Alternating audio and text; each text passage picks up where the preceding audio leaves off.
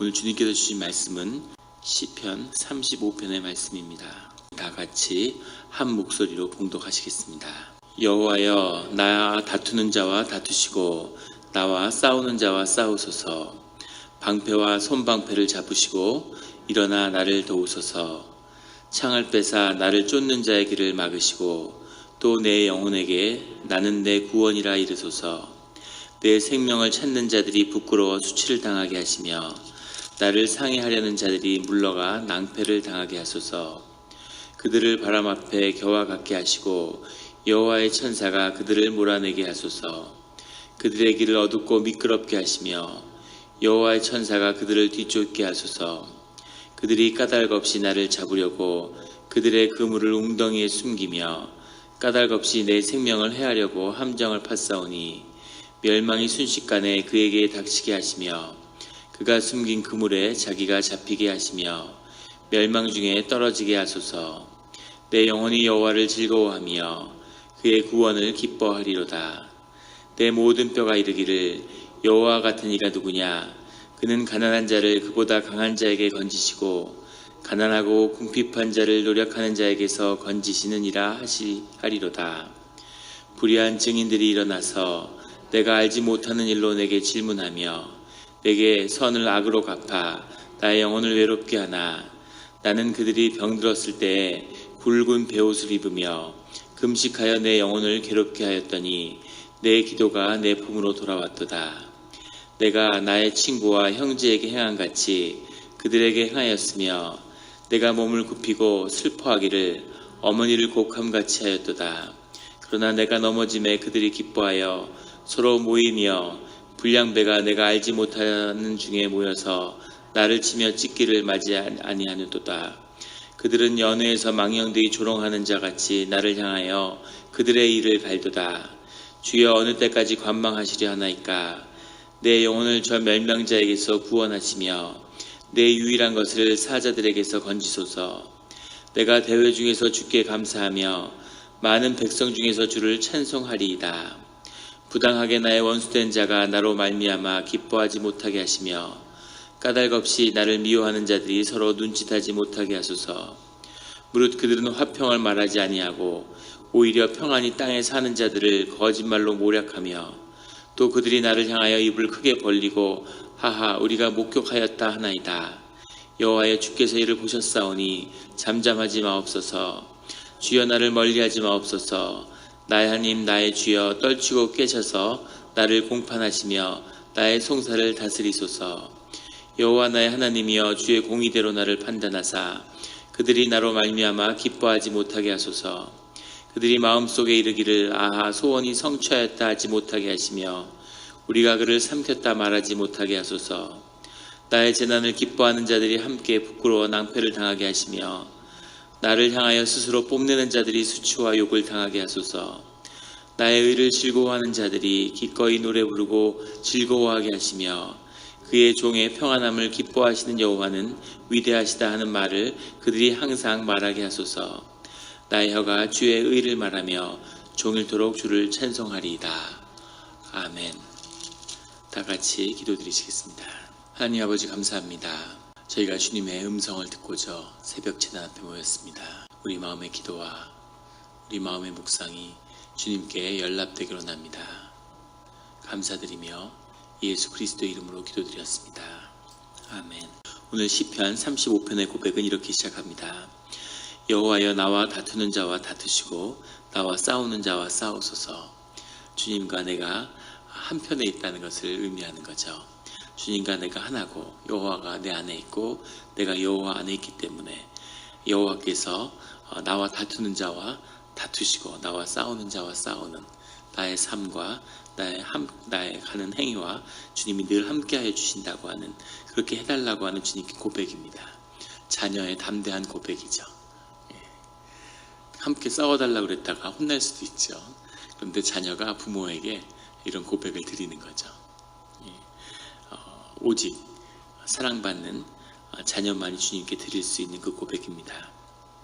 2절에 방패와 손방패를 잡으시고 일어나 나를 도우소서.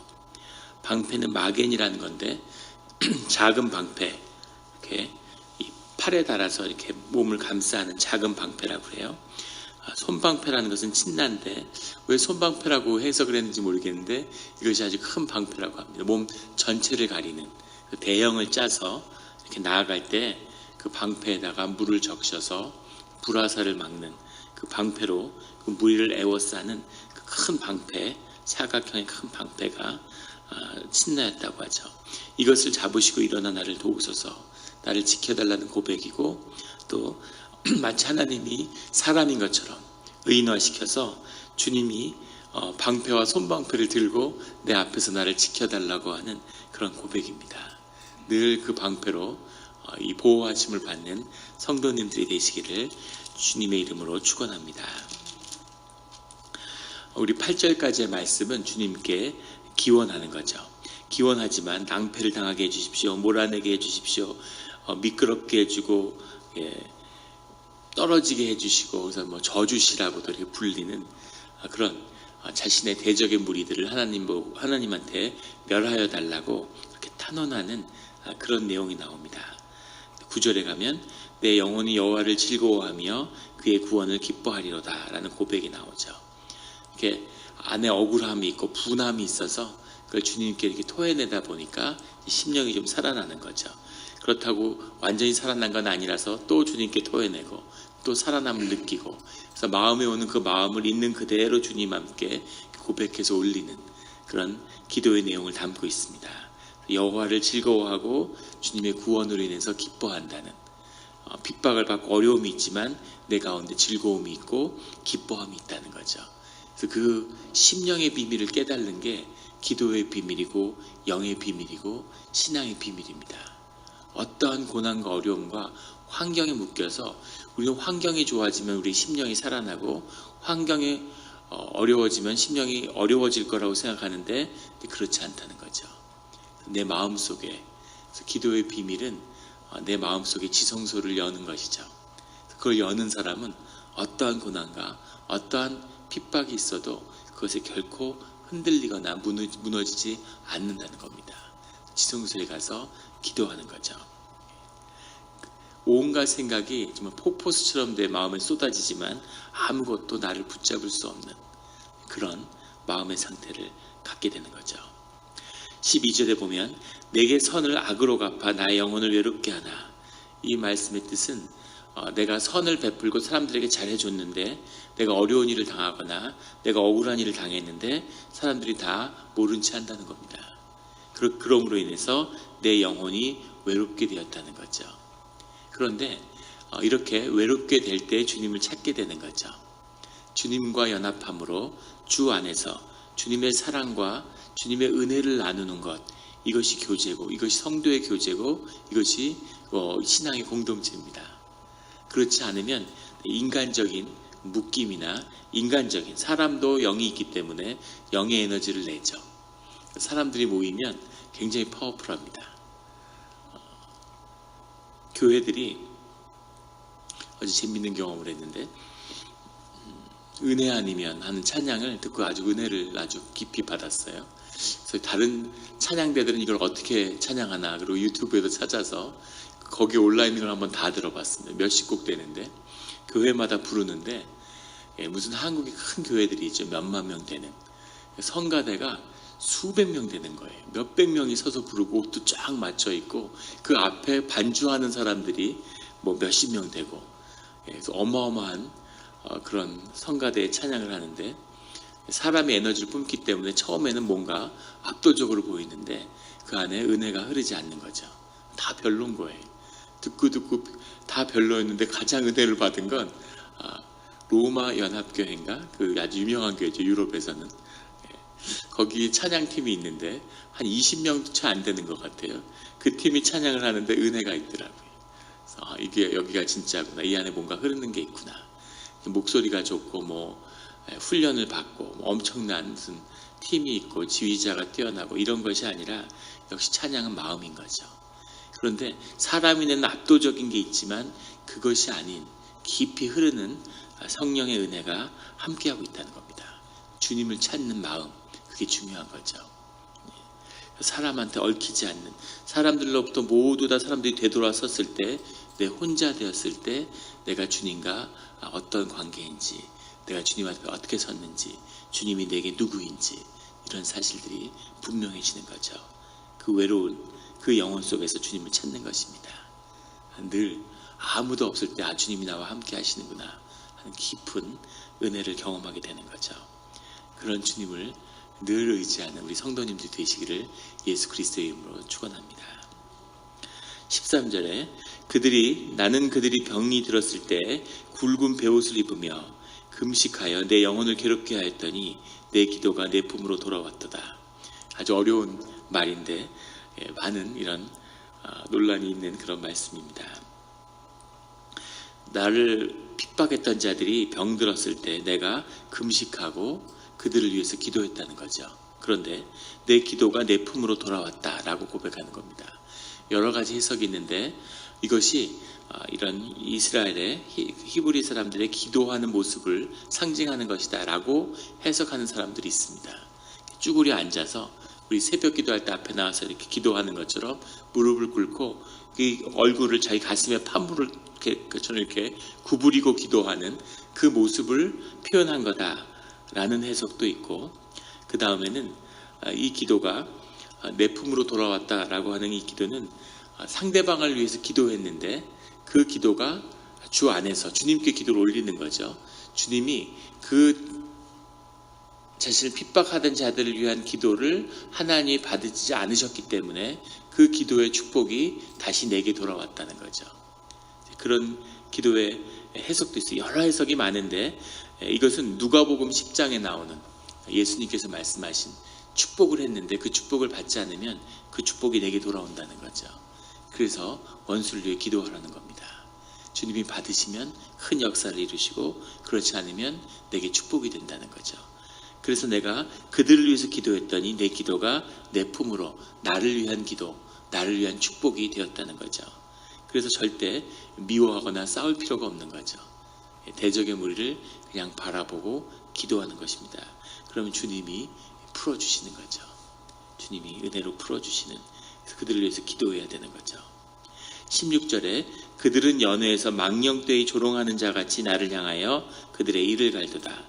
연회에서 망령되이 조롱하는 자와 같이 라는 표현은 그 당시에 이 이스라엘 사회에서 좀 부유하고 잘 사는 집, 이런 사람들은 이렇게 연회를 하듯이 대가족 사회니까 수십 명이 모여서 파티처럼 밥을 먹으면 광대를 샀다고 그래요. 그래서 광대가 옆에 앉아서 밥을 먹는 동안 이제 요즘 같으면 뭐 TV를 보면서 스포츠 중계를 보면서 밥을 먹을 수도 있을 텐데 그땐 그런 게 없으니까 그 사람이 이렇게 연기를 하는 거죠. 그리고 이렇게 무슨 사람들을 웃기기도 하고 재미난 소리를 하기도 하고 뭐 노래도 부르고, 그래서 그 밥 먹는 자들, 연회에서 밥 먹는 자를 즐겁게 하는 역할을 하던 그런 광대처럼 그들이 굴었다는 겁니다. 무슨 말이냐면 대적의 무리들이 나를 핍박하는데, 그런데 그 사람들이 사실은 더 중요한 그 뒤에 있는 악의 무리가 있는데, 악의 본질적인 악이 있는데 그것에 아부를 했다는 거죠. 그것을 맞춰서 그 악을 위로하는 그런 짓을 했다는 겁니다. 세상에 사람들이 누군가를 핍박하거나 누군가를 정죄하면 사람들이 그걸 편을 들어요. 다 두렵기 때문이죠. 왜냐하면 그렇게 함으로써 자신이 의롭다고 느끼기 때문입니다. 그만큼 사람이 연약하고 작은 존재인 거죠. 자신도 정죄받을까 봐, 자신도 마이너리티가 될까 봐 머저리티 의식이 있는 거죠.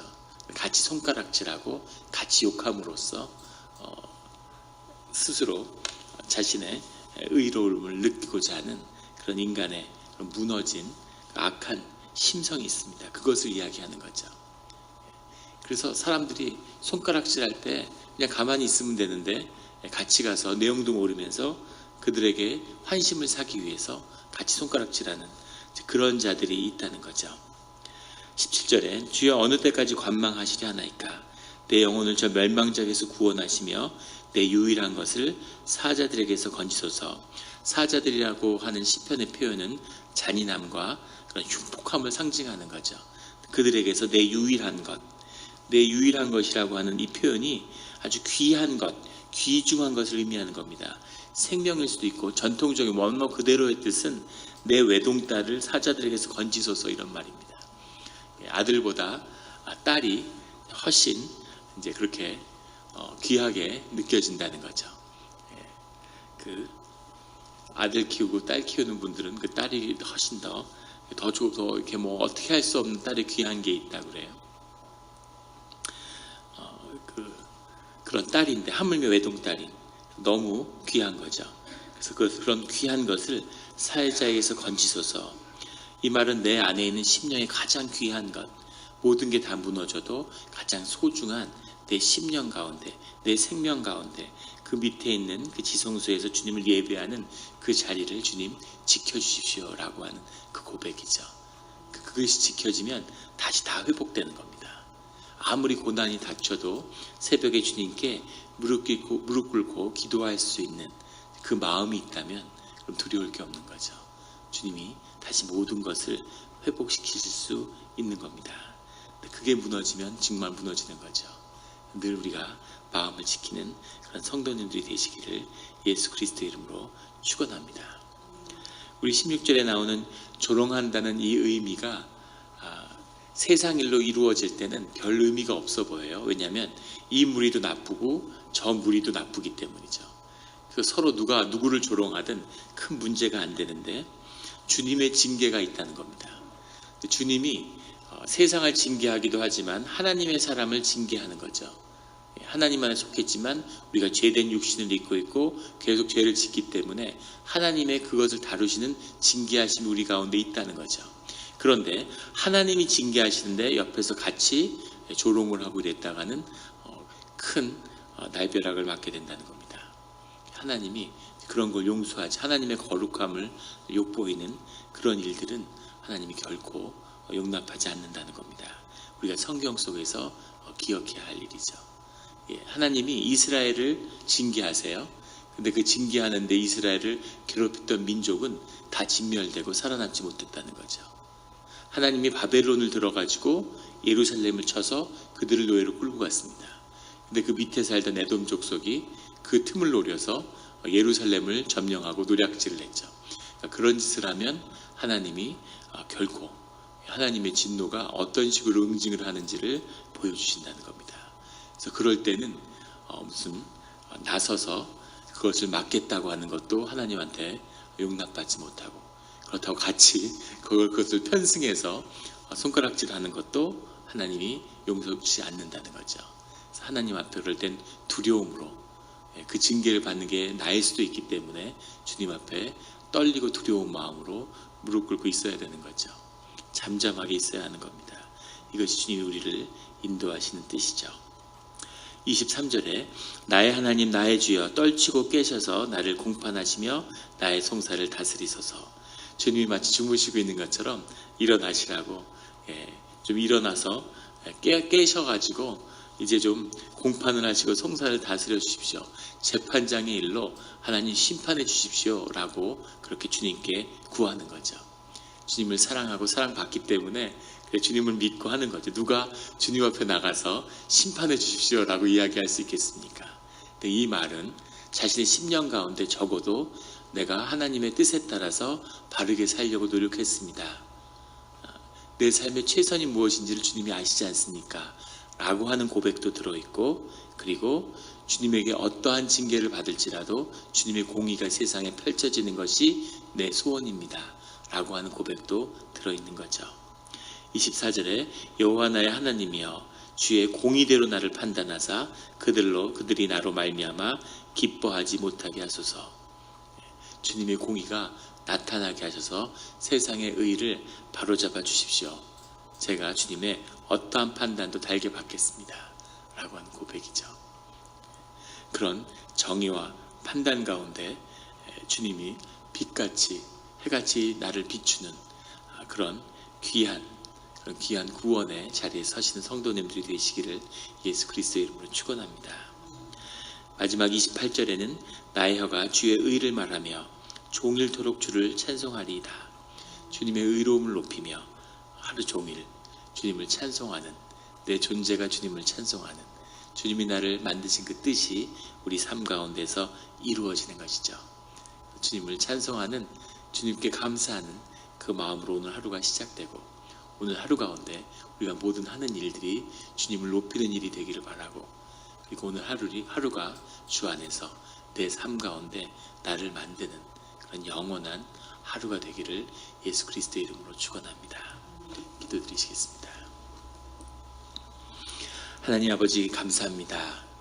우리의 심령이 가장 깨끗하고 거룩하고 온전해질 때는 우리의 마음 가운데 주님을 높이며 주님을 기뻐하고 즐거워하는 그 마음이 우리 가운데 있음을 보게 하여 주시니 감사합니다.